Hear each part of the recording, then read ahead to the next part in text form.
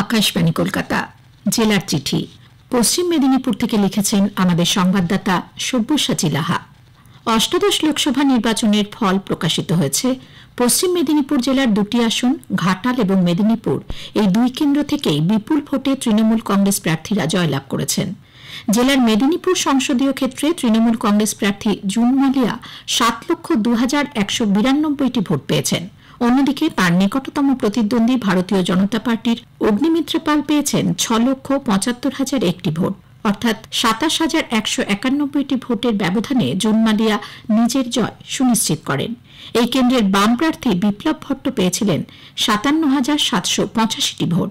অন্যদিকে ঘাটাল সংসদীয় ক্ষেত্রে তৃণমূল কংগ্রেস প্রার্থী দীপক অধিকারী ওরফে দেব একই কেন্দ্র থেকে পরপর 3বার জয়লাভ করে হ্যাট্রিক করলেন।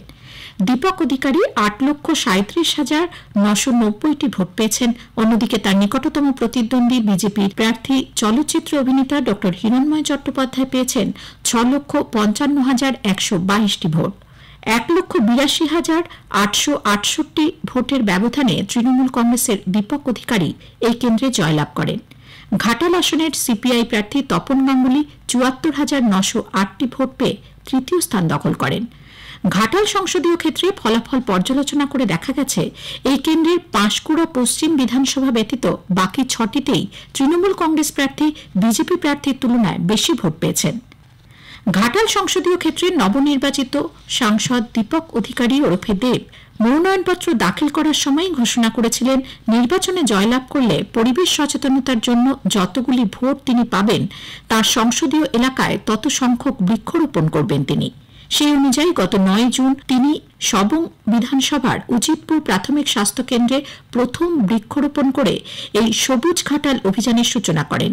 সেই সঙ্গেই তার সংসদীয় এলাকার সবকটি বিধানসভা ক্ষেত্রেই এদিন তিনি বৃক্ষরোপণ করেন।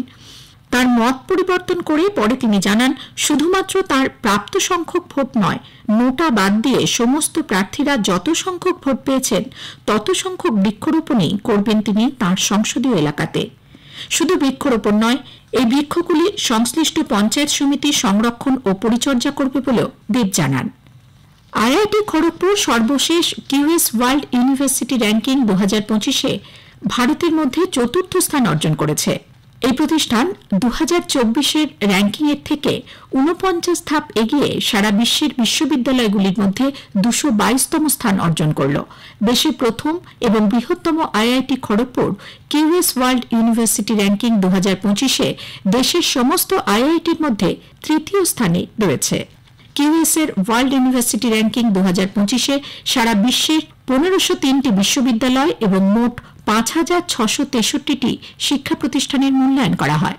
আইআইটি খড়গপুরের ডিরেক্টর প্রফেসর ভিকে তিওয়ারি মন্তব্য করেছেন, আইআইটি খড়গপুর কৃত্রিম বুদ্ধিমত্তা, অগ্রিম উৎপাদন ব্যবস্থা এবং পরিবহন, 5G নেটওয়ার্ক, নিরাপত্তা প্রকৌশল সহ বিশ্বায়নের মানগুলিকে অতিক্রম করার জন্য দেশের সংকল্পর সার্থক রূপায়ণের সমর্থক।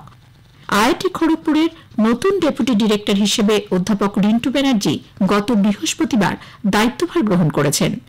দেশ ও বিশ্বের আইআইটি পরিকাঠামোতে শ্রীমতী ব্যানার্জি ডেপুটি ডিরেক্টরের দায়িত্ব নেওয়া প্রথম মহিলা।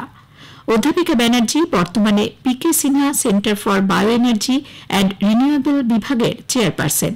গত 3 বছর ধরে গ্রামোন্নয়ন, উদ্ভাবনী এবং টেকসই প্রযুক্তি কেন্দ্রের প্রধান তিনি এবং আইআইটি খড়গপুরের কৃষি ও খাদ্য প্রকৌশল বিভাগের প্রধান হিসেবেও কাজ করেছেন আগে।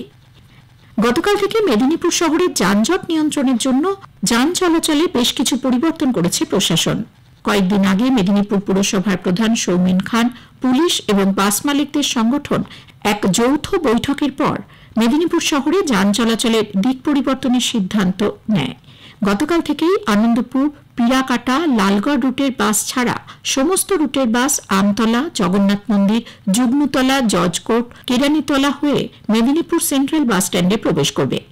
আনন্দপুর, পিরাকাটা, লালগড় রুটের সমস্ত বাস কেরানীচটি, কুইকোটা, গোলাপী চক, তাঁতিগেরিয়া, অশোকনগর হয়ে সেন্ট্রাল বাস স্ট্যান্ডে ঢুকবে। অন্যদিকে সেন্ট্রাল বাস স্ট্যান্ড থেকে সমস্ত রুটের বাস বেরোনোর সময় কালেক্টরেট মোড়, ওল্ড এলআইসি, সিপাই বাজার, কেরানীচটি হয়ে নিজ নিজ রুটে চলে যাবে। জেলার চিঠি শেষ হল। পশ্চিম মেদিনীপুর থেকে এটি পাঠিয়েছেন আমাদের সংবাদদাতা সব্যসাচী লাহা।